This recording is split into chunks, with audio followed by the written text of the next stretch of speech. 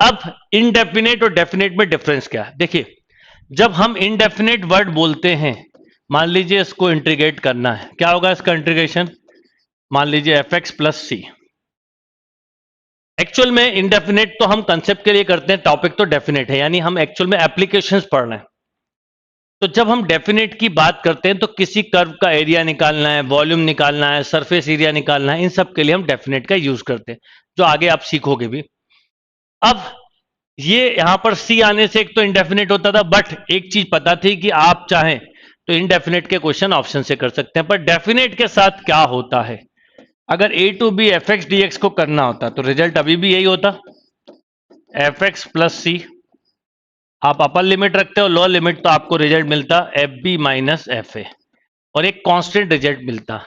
तो सी खत्म, इसलिए इसका नाम इंडेफिनेट की जगह डेफिनेट हो गया। दूसरा, नॉर्मली ये कर्व के एरिया, वॉल्यूम या सरफेस को बताता है।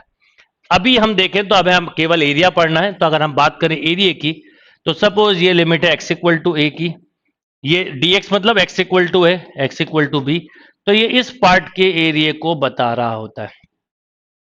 अब डेफिनेट के क्वेश्चन को कैसे सॉल्व करना चाहिए, ये एक क्वेश्चन आता है बहुत इंपॉर्टेंट। अब डेफिनेट के क्वेश्चन को करने के दो तरीके होते हैं, एक आप पूरा इंडेफिनेट के तरीके से सॉल्व करिए और आंसर आने के बाद अपर और लोअर लिमिट को पुट कर दीजिए, और दूसरा यूज ऑन प्रॉपर्टी। 90% चांस होते हैं कि आपको जो एग्जाम में क्वेश्चन आता है वो प्रॉपर्टी बेस्ड आता है। अगर आपने प्रॉपर्टी यूज की तो जो क्वेश्चन 5 मिनट में होता है हार्डली 10 से 20 सेकंड में हो जाएगा। पर एक सिवा अगर प्रॉपर्टी क्लिक नहीं करे तो आप सिंपल इंडेफिनेट से करके भी आंसर दे सकते हो। तो एक दो तीन क्वेश्चन मेरे लिए आप करो, फिर उसके बाद हम सीधे प्रॉपर्टी पे आ जाएंगे और बहुत बेसिक से प्रॉपर्टी को कवर करेंगे। लिखिए, 1 to 4 dx upon x square plus 4x plus 13, फटाफट करिएगा। तो अब जैसे इसको आप परफेक्ट स्क्वायरिंग करी तो आपने लिखा x प्लस 2 का स्क्वायर प्लस 9, और ये हो गया 1/a, तो 1/3 tan inverse x plus 2 upon 3, 1 to 4, right. बस जैसे हम इंटीग्रल करते हैं वैसे ही करें, 1/3 बाहर रहने दें।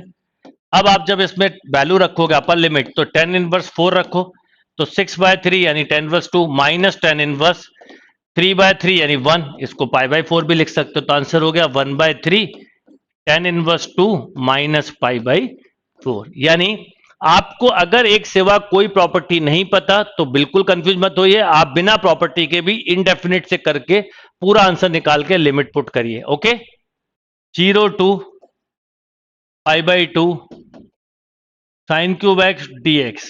पर मान लो रिडक्शन फॉर्मूला नहीं पता किसी को, तो वो इसको इससे करेगा साइन 3x से, तो 3 sine x minus 4 sign cube x, यहां से लेके आएगा फॉर्मूला और फिर करेगा, तो इसका आंसर 2/3। पर एक सिवा ना पता हो तो आप यही करने वाले हैं। तो आप पहले property of definite integral, property number 1,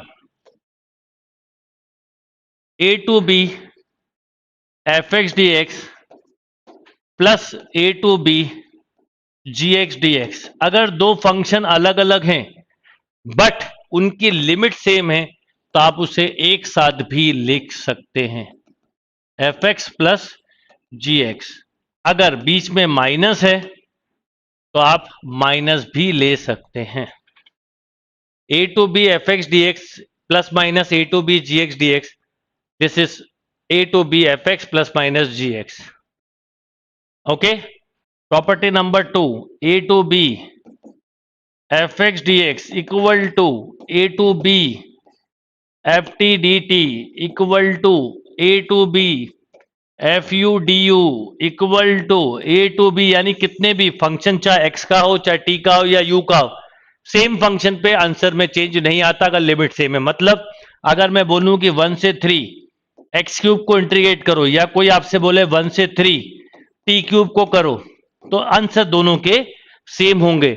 तो जब आप सब्स्टिट्यूशन मेथड यूज करते हैं तो आपको यह ध्यान रखना पड़ता है कि आपने जो सब्स्टिट्यूट किया, जैसे अभी ये लिमिट बेटा किसकी है, एक्स की है, ये लिमिट किसकी है, टी की है। तो जब हम सब्स्टिट्यूशन मेथड यूज करते हैं तो हम लिमिट को भी चेंज कर देते हैं। फॉर एग्जांपल, इस प्रॉपर्टी का एग्जांपल अभी सीख लीजिए आप लोग। क्या करोगे, tan इनवर्स एक्स को टी माना,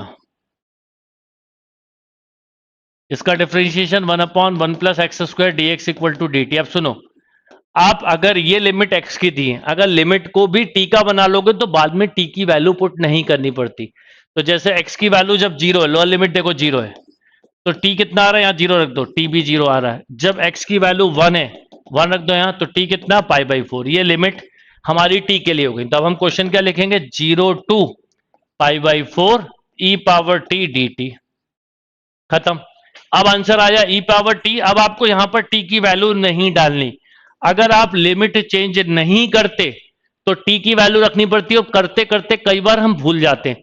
तो आप डेफिनेट में जब भी कोई क्वेश्चन करें तो लिमिट को भी साइमल्टेनियसली चेंज कर लें, जिसका फंक्शन लें उसी की लिमिट ले लें, तो बाद में ये प्रॉब्लम खत्म हो जाती है। अब आप π/4 रख दो, तो e⁻π/4 - e⁻0, तो आंसर इज e⁻π/4 - 1।